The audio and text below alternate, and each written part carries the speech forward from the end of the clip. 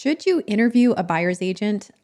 Yes. And as an agent, here are the questions that I recommend you ask that buyer's agent to make sure that they are the right fit for you. After all, you're only paying hundreds of thousands of dollars to buy a house.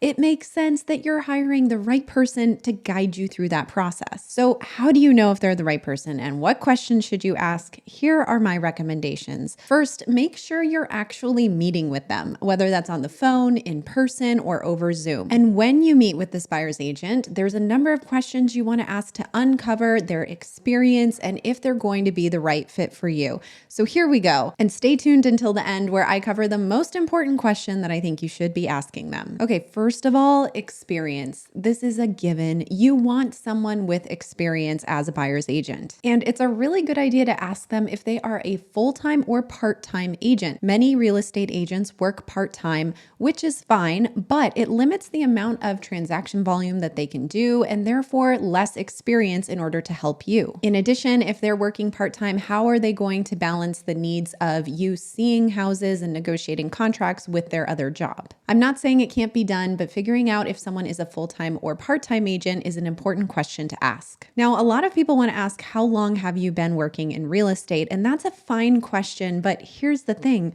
Someone could be in real estate for 10 years and only do 10 transactions, and someone could be in real estate for a year and do 50 transactions. So depending on the amount of volume that they've done, that gives them a little bit more experience rather than the time in the industry. So my recommendation is to ask how many transactions they did in the last year. So you know the average agent does somewhere between 5 to 7 transactions. So if they're doing more than that, that is a good thing. Next, you're going to want to ask about market knowledge, of course. And what I mean by this, you want to make sure they understand what is going on in the local market, whether it's the particular city that you're looking in or the broader area as a whole, maybe even a specific neighborhood. You can ask if they specialize in specific neighborhoods or locations throughout your area. And even if they don't, you just want to make sure that they understand what's going on with the market. Supply, demand, buyer's market, seller's market, how competitive you have to be as a buyer or not competitive, what areas you might be able to find lower prices, and what areas might be pushing your budget a little bit more, really having the full scope of not only knowing what's going on at the time,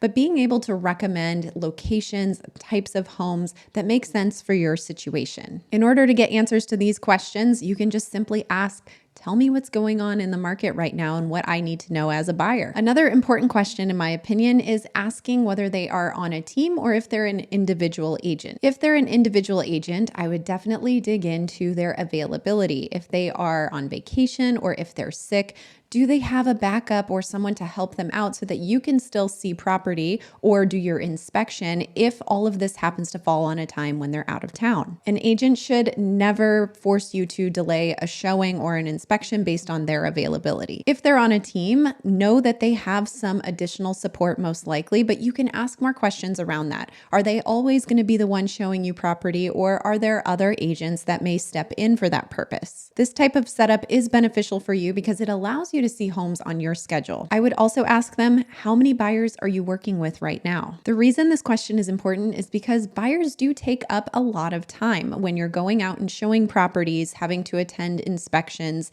and all of the things that you do on the road for buyers. It's impossible to juggle too many buyers unless you have a team supporting you. So if an agent tells you they're working with 10 buyers and they are an individual agent, that might be a bit of a red flag because how are they going to fit you into that process? Alternatively, if they say they have no buyer clients right now, that might be a little concerning too. So based on how they answer that question, you really just want to understand how much time will they have available to support you. Next, I would ask them, how are they going to find homes for you? Are they just setting you up on an automatic MLS portal, or do they have another strategy? Some things that my team has done in the past, if you're looking for a particular neighborhood, we can send letters to the homes in that neighborhood and find out if anyone is planning on selling and hopefully connect you with the perfect house in that way. We have relationships with other agents that allow us to find out if there's upcoming properties or anything off market that not all the buyers are seeing yet. And we always reach out to our database of sellers to find out if if they are planning on selling, explaining that we have a buyer, what they're looking for, and see if anything comes of that. Additionally, there's some social media strategies that you can use by creating a video talking about what your buyer needs and putting it out there for other agents and homeowners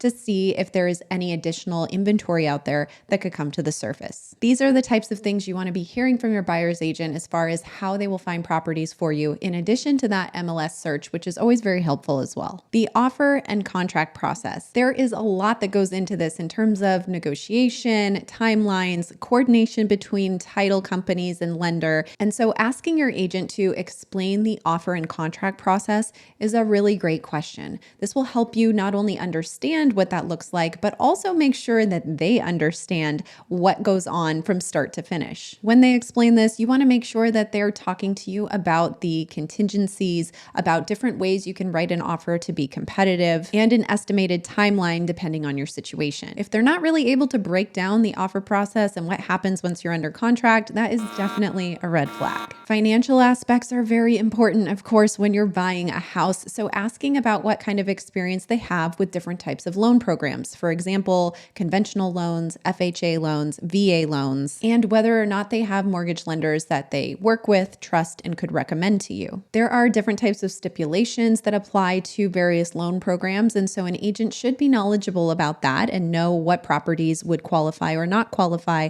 for a particular loan program. In addition to your down payment as a buyer, you will also have closing costs, and that can be a significant amount of money depending on the price of the property. This is another topic you should be touching on in this interview process, asking them about what you can expect for closing costs and asking them to explain to you how that works. They should be able to give you an estimation of what percentage of the purchase price is usually made up of closing costs and ways you might be able to negotiate concessions from the sellers to cover those. Now, here is the most important question you should be asking a buyer's agent in an interview. Will you be providing a buyer's representation agreement that outlines the details of our relationship? This document is something you want to review because it is what you are signing to allow that agent to work specifically for you. You're essentially hiring them as your buyer's agent. This document will outline their fiduciary responsibility to you, and it discusses how they are compensated. So along with that question, you should also be asking what their professional service fee is. They should be able to discuss that with you and explain how they're compensated, whether that's by you or from the seller at the end of the transaction. Asking these questions should give you a good indication on the experience that this buyer's agent has and also understand the expectation of what kind of service you should be able to get from them. Drop a comment below if you have any specific questions,